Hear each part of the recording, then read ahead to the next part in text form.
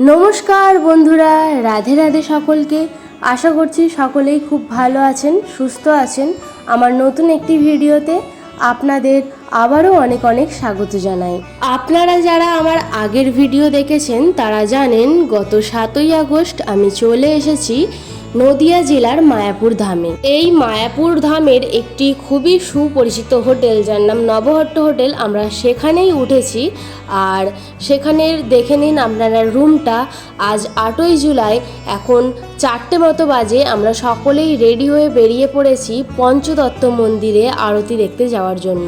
রুমের সকলেই ভোর ভোর উঠে পড়ে স্নান টান সেরে নিয়ে এখন আমরা সকলে মিলে পঞ্চতত্ত্ব মন্দিরে আরতি দেখতে যাচ্ছি।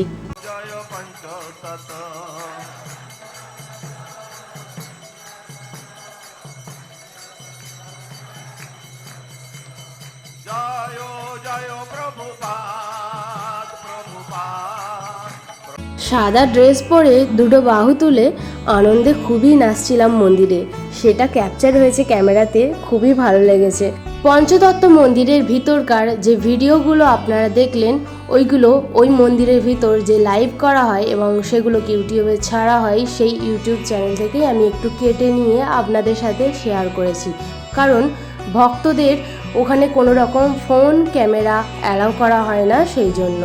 আর এখন আমরা চলে এসেছি নবহট্ট ভবনের হল ঘরে, মানে যেখানে খাওয়ানো হয়। দুপুর এখন 1:30 মতো বাজে। আর এইভাবেই এই হোটেলের ভেতরে যারা রুম নিয়ে থাকে তাদেরকে খাওয়ানো হয়, মানে একেবারে খাওয়ানো এবং রুমের টাকা এনারা একবারেই নিয়ে থাকেন। আর এই হোটেলের ভিতরের সিস্টেমটা খুবই সুন্দর। ওইভাবে দেখেছিলেন আপনারা, যেইভাবে দেখলেন ওই রকম লাইন দিয়ে ঘুরে ঘুরে, যাতে ভক্তদের মনে বিরক্তি না লাগে একভাবে লাইনে দাঁড়িয়ে থেকে, সেই জন্য ঠিক একটা ঘোরার মতো সিস্টেম ওনারা করে রেখেছেন। তারপরে ওইখান থেকে আমরা হাত ধুয়ে একবারে ভেতরে প্রবেশ করে খাবারও দেওয়ার পর দেখুন কত শয়ে শয়ে ভক্তরা খাচ্ছে, আপনারা দেখতে পাচ্ছেন। এখন আমিও বসে পড়েছি। আর আজকে খাবারে ভাত, ডাল, পনিরের একটা তরকারি, এছাড়াও একটা কলা দিয়ে কিছু মাখা টাইপের তরকারি ছিল, শুক্তো বলা যেতে পারে ওটাকে। এছাড়াও পায়েস ছিল। আর প্রত্যেকটা খাবার খুবই সুস্বাদু, নিরামিষ সকল পদ খুবই সুস্বাদু খেতে ছিল। খাওয়া দাওয়ার পর কিছুক্ষণ রেস্ট নিয়ে এখন প্রায় 3:15-20 মতো বাজে, আমি চলে এসেছি একটা দোকানে গোপী ড্রেস কেনার জন্য। আমার খুবই ইচ্ছা গিয়েছিল একটা গোপী ড্রেস কেনার, আর এই লাল গোপী ড্রেসটাই আমি কিনেছি। আর এছাড়াও এখানে বহু ধরনের বিভিন্ন রকম গোপী ড্রেস আর এক ধরনের পাতলা পাতলা শাড়ি খুবই সুন্দর এখানে আপনারা পেয়ে যাবেন। দেখতে পাচ্ছেন শাড়ি থেকে শুরু করে লেহেঙ্গা, বিভিন্ন রকম মেয়েদের জিনিস থেকে শুরু করে ছেলেদের ধুতি, সমস্ত রকম কিছু পেয়ে যাবেন। আমার গোপী ড্রেসটা কেনার পর এখানে আমি রাধা রানী, কৃষ্ণ এবং গোপালের জন্য একটা করে পোশাক কিনেছি, যেগুলো জন্মাষ্টমীর জন্য একেবারে কেনা হলো। আর এছাড়াও একটা মুকুট, চন্দন কাঠ, এগুলো সবই আমি আপনাদের আমার নিত্য সেবায় দেখাবো। আর জন্মাষ্টমী তো আসছেই, সেই দিন ভিডিও হবে। আপনারা সকলে আমার ইউটিউব চ্যানেলে পাশে থাকবেন। আশা করছি সমস্ত রকম আপনাদের দেখানোর সৌভাগ্য আমার হবে। কেনাকাটা করে আসার পর আমরা বসে গিয়েছি এখন নবহট্ট ভবনের, এটা হল ঘরই যেখানে খাওয়ানো হয়েছিল। আর এখানের এক ধারে স্টেজও আছে। এখন বাজে বিকেল 4:30, আর সকলকে পাতন পেতে দেওয়ার পর সকলে বসে গেছে। এখানে এখন হবে গীতা পাঠ। সকলে মনের আনন্দে হরিনাম সংকীর্তন করতে শুরু করে দিয়েছে। কতই না সুন্দর বলুন। এই হোটেলের ভিতরকার নিয়মকানুন আমার মন ছুঁয়ে গেছে। আপনারা চাইলেও এই হোটেলে আসতে পারেন। একদমই ইস্কন মন্দিরের সামনে এসে এখানকার স্থানীয় ব্যক্তিদের জিজ্ঞাসা করলেই হবে যে নবহট্ট ভবন কোনখানে, তাহলেই তারা বলে দিতে পারবে। একদমই সামনে।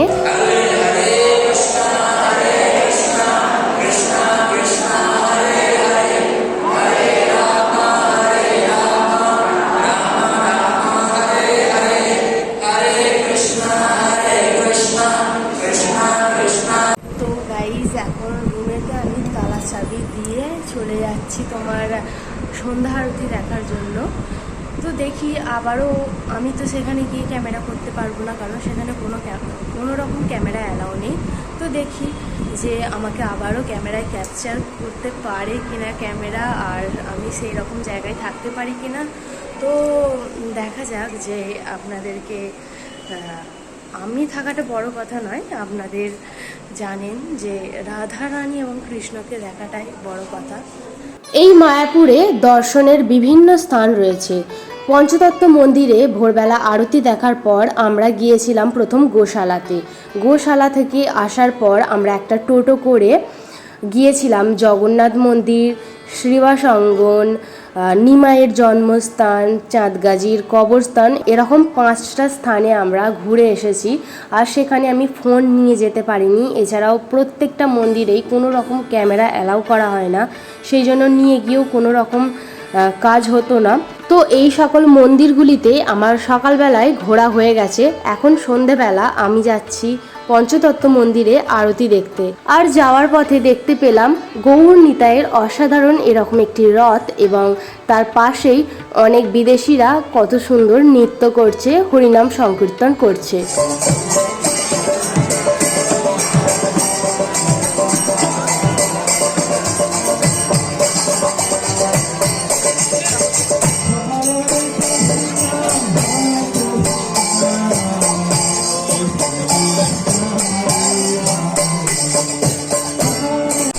তো বন্ধুরা, আমি এখন যাচ্ছি আরতি দেখার জন্য। আমাদের রুমেতে যতজন ছিল টোটাল আমি কাউকেই দেখতে পাচ্ছি না, তো আমি একাই বেরিয়ে পড়েছি এখানেতে আমার রাধা রানীকে দেখার জন্য। আমি খুবই উৎসুক।